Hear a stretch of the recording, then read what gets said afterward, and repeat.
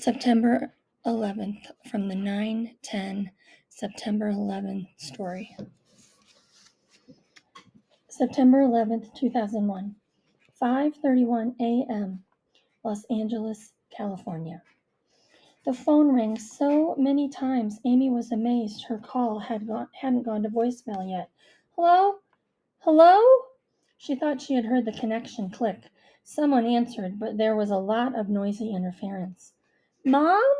Amy said. Her bedroom was dark, and she whispered quietly, as if she might wake up her sleeping stuffed animals, each one of them from another time in her life, when things were less confusing. Barney the purple dinosaur had been given to her by her Grandpa Jerry, the giant soft rabbit missing a nose she had had since she was a baby. She didn't even know the woman who had given it to her when she was born, an old college friend of her mom's. There was a smiling Bart Simpson doll with a hard plastic head and soft arms and legs. She had gotten that from her dad when she was in second grade. She had never watched the show, but she loved that doll. Bears and camels and an imaginary creature sewn from patchwork scraps, all holders of hugs and kisses, friends and family soaked into the fabric, the fur, and the stuffing. The ringing had stopped, and the static coming from the other end got louder. Mom, are you there? Amy looked at the clock glowing next to her bed. 5:31 in the morning. It would be 8:31 in New York. Her mother's meeting would be starting soon. She'd be frazzled and rushed, and she wouldn't be able to listen. But if Amy could just get a word out, if they could connect for 1 second. Mom? Static. And then, Amy? Amy? What are you doing up so early? Is everything all right? Relief washed over her body, hearing her mother's voice coming across a whole continent and 3 time zones into Amy's bedroom. Everything was going to be all right. Hey, Mom, I'm fine. I'm just sorry about yesterday. I didn't mean to hang up and be so rude. I'm sorry, but I just wanted to. Oh, Amy, I'm mad. There. I know there's something on, and I want you to tell me all about it when you've been hurting, and I haven't been there. Almost every other word was lost, and then there was static again. Mom, I can't hear you. Can you hear me now? Mom, it's just that. But, sweetie, I'm running so late this morning. I'm supposed to be downtown by 9, and I haven't even left the hotel yet. Mom, I just want to ask you a question. One thing. 10 minutes to Trade Center and up to their offices. Oh, what floor are they on again? My car service. Come, morning we, to grab a cab. Amy could hear her mother's voice a little better now, against the sounds of New York City's streets, horns blaring and sirens rising in pitch and zooming away. But it was clear her mom couldn't hear it all. Sweet, I'll call you when I promise. Taxi! Mom! But Mom! She gave up trying to shout into the phone. Her mom was so far away. It wasn't only the miles, it was everything that had come between them. Amy started to cry, again like last night. Amy? All Amy could manage to do was sob. Once she had started crying, she couldn't stop. Her mother couldn't hear her. A man's voice broke through the buzzing. Sure, lady, where to? Never mind, Amy's mom was saying to someone. Sorry. What? Yes. Oh, sure, you take the cab. I need to talk to my daughter. Yes, I'm sure. I'll meet you back at the hotel later. Amy heard a car door slam. The reception was better. The static suddenly lifted. Her mother's voice was clear. Now talk to me, Amy. I'm going to go back in that lobby and sit down. Can you hear me? Yes, but Amy sniffed hard and gulped it down. But what about your meeting? I'll make something up. They can do without me, her mom said. But you, my Amala, I can't do without you. September 11th, 9:53 a.m., Brooklyn, New York. When a second flight, Flight 175, with 56 passengers and 9 crew members on board, flew directly into the South Tower of the World Trade Center. There was no mistaking what was happening, and nothing was going to keep the older kids in school. Flames were leaping from the 2 towers now, reaching into the blue sky. Gray smoke formed a giant cloud that hung over the buildings and expanded outward like paint slowly being spilled onto an empty canvas. Sergio could hear sirens coming from all directions, wailing and screaming out, and he thought immediately of the firemen. It was an old and far away, but very familiar feeling of loss that leaped to his gut, the kind of feeling that had no words, that his body had held on to even if his memory had not. Gideon would be running toward the fire, running to help, heading directly toward that mess, running right into it. That's what we're trained to do, he told Sergio just yesterday. Sergio stood at the window of his classroom with the rest of the kids, hoping to see what was going on. He didn't want to feel this dread that was building up inside him. He didn't want to be scared, but he was. He could remember Gideon's face, his expression, his calm but commanding voice in the subway. How did he do that? How did he stay so focused with all the mess going on around him? Sergio turned away from the window. The teacher hadn't shown up yet. Maybe she wasn't coming. Maybe he should be going somewhere, like everyone else in the halls. Did Gideon have no fear, or did he just push it away? There was fear in the classroom now. It fed off itself from one body to another, like heat shimmering off asphalt in the summer, undefined and blurry. No one knew what was happening, but somehow everyone now knew it was something bad, very bad. The halls were filled with kids and teachers. Parents were starting to show up, running through the building, grabbing their children, crying. Grown-ups were crying. Then the principal came over the loudspeaker, dismissing all the upper grades and telling everyone to go directly to their homes. Girls were crying in the hallways. Boys were too, their voices carried into the classroom. A plane had accidentally hit one of the twin towers. Accidentally? And then another one. Accidentally? Some kids said they had seen it happen. It was a bomb. It's an attack. It was a plane. It flew directly into the side of the building. That's no accident.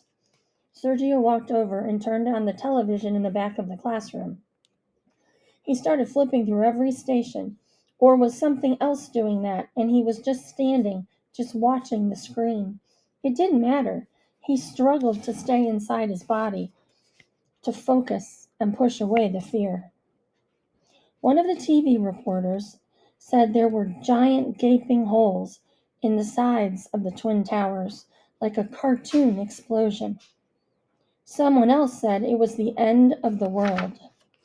Fear was like a cloud threatening itself, threatening to suffocate him. Within minutes, it seemed an hour, it seemed 2, the school started to empty. Classroom doors flung open, glass windows cracking. The world was on fire, fierce yellow and angry red. The sky over Manhattan was gray with soot in a halo of blue and a shroud of black. 56 minutes after the second plane crashed, with only a few kids, Sergio being one of them, still left in the classroom staring out the window, there was a horrible cracking, popping, bang, bang, bang, bang, booming sound that lasted forever. He could hear it in his head, and like a crack in the fourth dimension, a fracture of the Euclidean plane. Sergio could watch it happening on television. Oh no! It's going down! The whole building, it's going down! Someone in the room started counting the seconds, as if no explosion could last that long. It couldn't, but it did. 7, 8, 9, 10. Cracking, popping, exploding. Bang, bang, bang. as if each floor was falling onto the other, and when it finally ended, there was nothing but smoke. No red, no yellow. I'm getting out of here. Holy crap, that's it for me. There were no thoughts left to think. Sergio's body followed the rest of the students into the chaos. Everyone started pouring out onto the streets, some running away and some headed like lemmings to the sea, toward the waterfront, running toward the river, trying to get a better look. Kids were climbing fences and scaling fire escapes of strangers' houses just to see what they could see. And from all angles, from in front and behind, came the wailing sound of sirens. First responders, Gideon had called them, the firefighters and police that arrived first on a scene and took care of the wounded. "We're the ones who have more training in medical emergencies," Gideon had explained. "Not as much as EMTs, but more than your average first aid course. You know what I mean?" Sergio had nodded. "Like you did with the guy on the train?" "Exactly." It was clear that the world was about to blow apart, if it hadn't already, and suddenly nothing else mattered but getting home. It was a primitive instinct, a drive, a need to find family no matter how far. Get home. Sergio started to make his way back to his apartment. His grandmother would be at work by now. So, should he turn and head that way? Or would she be making her way to him? Would she be running home too? Home. He knew he should run home, and he listened to the footsteps hitting the sidewalk pavement, loud thumping, one after another, in rhythm with his breathing, like he was inside a wind tunnel. All sounds were exaggerated. The world was screaming out loud. Ambulances sped by on the street, one after another. His grandmother had taught him to pray, but he had long since stopped doing that when she wasn't around. What good was it? But there was too much noise, too much panic and fear spilling into the streets and rising up to the sky. Sergio ran, and he prayed. For his grandmother to be home when he got there, for himself to know what to do, and for Gideon to be safe. Police sirens were wailing, and cops were not paying one bit of attention at all to the black teenagers loitering outside the school, running down the sidewalks in the middle of the street. Fire trucks, and more fire trucks, all speeding toward the bridge in a blur of red and white, a deafening, endless ribbon. Heading toward the bridge, heading directly into the chaos, the flames, and sirens, and smoke. Gideon was heading right into it. Sergio was running the other way. But what else could he do? Get home and hope that home was still there. There were a few boys from his school leaning over a metal fence and straining their necks. Sergio called up, "What do you see?" "Oh, God," one of the boys kept saying, and nothing more, nothing else. "Oh, God." Sergio felt his feet leave the ground. He hoisted himself up. He grabbed the metal bar at the top of the fence. "Hey, make room." The boy scrambled over, and Sergio positioned himself as high on the fence as he could. From this vantage point, it was a clear view directly across the river to where the World Trade Center had once stood. Sergio could see people, hundreds of people, streaming off the island of Manhattan, and they were all white. Even the black folks were white. White like powder, white like ghosts, running in slow motion, walking across the bridge into Brooklyn. White with the ashes of 1,000 dead covering their faces, their bodies, covering the earth. September 11th, 9:41 a.m., Shanksville, Pennsylvania. Will knew he would have to ride by Claire's house on his way to school, which was most likely the reason he veered his bike to the side and took a little rest, hoping that by the time he got back on, she would be long gone. Then he wouldn't have to face her, not just yet. In fact, skipping school entirely seemed like it might not be a bad idea. For that reason, and for the fact that this day was probably the most perfect day Will could ever remember, even if he had ruined what might possibly have been his only chance at being with a girl that he really, really liked. Will lay face up in the grass, his hands folded under his head, There wasn't a cloud in the sky to dream about or make up stories about, but Will dreamed anyway. And as he often did, he imagined that his dad was still alive, that it had all been some horrible mistake, a mix up in the hospital, mistaken identity. His dad would come home one afternoon after a really long haul gig, and he'd wonder what all the hubbub was about. Wouldn't that be funny? No, that's why they had had the funeral, the dark suit, the service, and the burial. All those people and all that food. Will shook his head back and forth in the grass, shaking the thoughts out of his mind, because there had to be something more than either the fantasy or horror. There had to be, and there was. Will closed his eyes and let himself just remember his dad throwing him across his parents' king size bed, pretending to wrestle, doing a Jerry Lawler pile driver, and then a Sergeant Slaughter cobra clutch. Then his father would pretend to get tired, or pretend to make a bad choice, leaving his arms exposed or his back wide open, and Will would bounce across the mattress, acting out a Randy Savage elbow drop to the top rope, and take his father all the way down, where his dad would flop around and beg for mercy. For the longest time, for years after he should have known better, Will really believed he had won. Sort of. A smile grew across his face as the warm memory took hold in his mind, and then his whole upper body, until Will felt the heat of the sun disappear, and he heard a voice directly overhead. "What's up there, William Rittenhouse?" That was Claire. Will jumped to his feet, and his sneakers got tangled under him for a long second, but he made a swift, semi-graceful recovery and stood up. "What are you doing here? How did you find me?" She pointed back toward the road. "I recognized your bike." "Oh." It took Will a little while to put it together. "But why aren't you in school?" "I decided I needed a personal day." Claire smiled conspiratorially. "So I told my mom I wasn't feeling well. And when she went to work, well, it was so beautiful out, you know what I mean? And then I saw your bike there." She waited a beat and added, "I was hoping to see you." "Me?" Without saying so, they both started walking back toward the road. They picked up their bikes, but neither of one of them got on. "We're probably both going to get in trouble," Will said, pushing his bike forward. "Well, you will for sure," she laughed.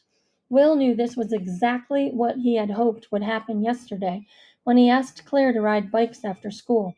Almost 24 hours and a couple of embarrassing moments later, but here they were. It was hard not to feel excited. Excited, but calm. Calm, but happy. It felt right.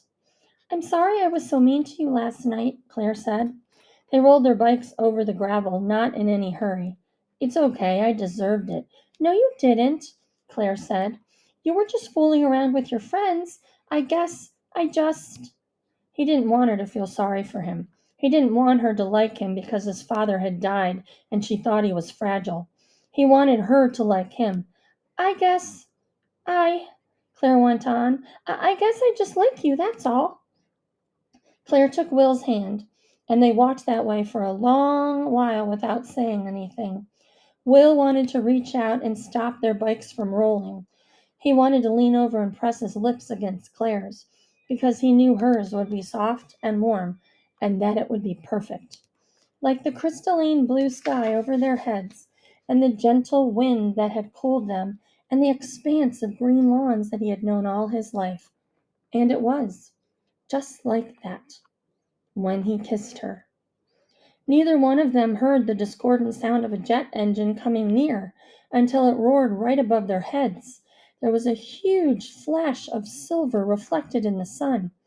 They both looked up to see a plane flying on its side, so near, so close to the tops of the trees, that later both Will and Claire would mention being able to see the metal rivets on the wings. And then it was gone.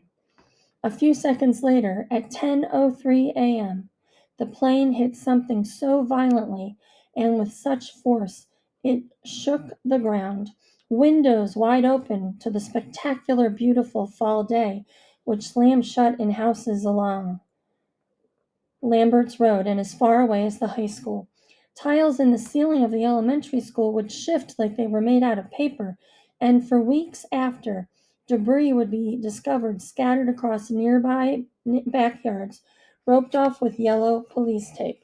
Flight 93, Flight 93, with 37 passengers and 7 crew members on board, had left Newark 40 minutes late because of the runway congestion. That gap of time might have allowed friends and family on the ground who had been watching the horrifying news from New York and Washington, D.C., to warn those on the plane of what most likely, though unfathomably, about to happen. It was not, however, enough time to prevent the course of events, only to alter them, which the passengers and crew did bravely, even though it cost them all their lives. The plane dug a trench more than 30 feet deep into the spongy earth of the old strip cuts on Skyline Drive, directly behind 2 hushed, abandoned pieces of mining equipment. It scorched the pine trees standing by and witness. It sent a plume of dark smoke up into the sky, charcoal black into the robin's egg blue of the once most perfect day. 10:45 a.m., Columbus, Ohio. What was happening?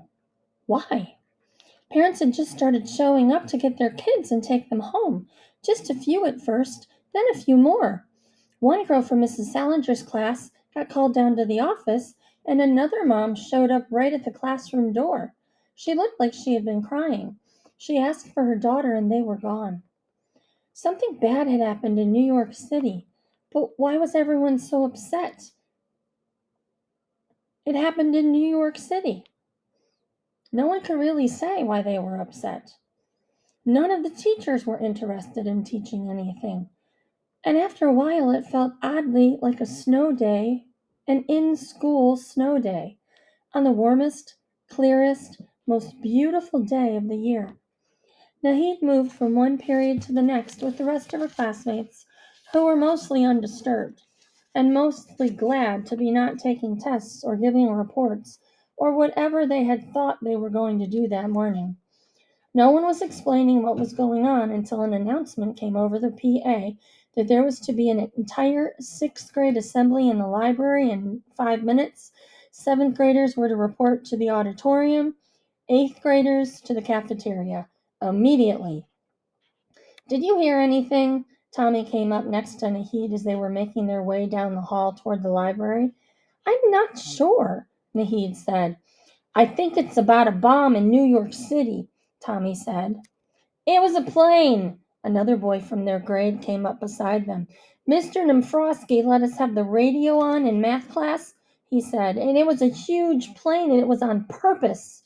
That's a lie, Tommy said. That's not true. Oh, yeah? The boy kept walking forward but looked back over his shoulder at them. Then why do you think we're having this big assembly?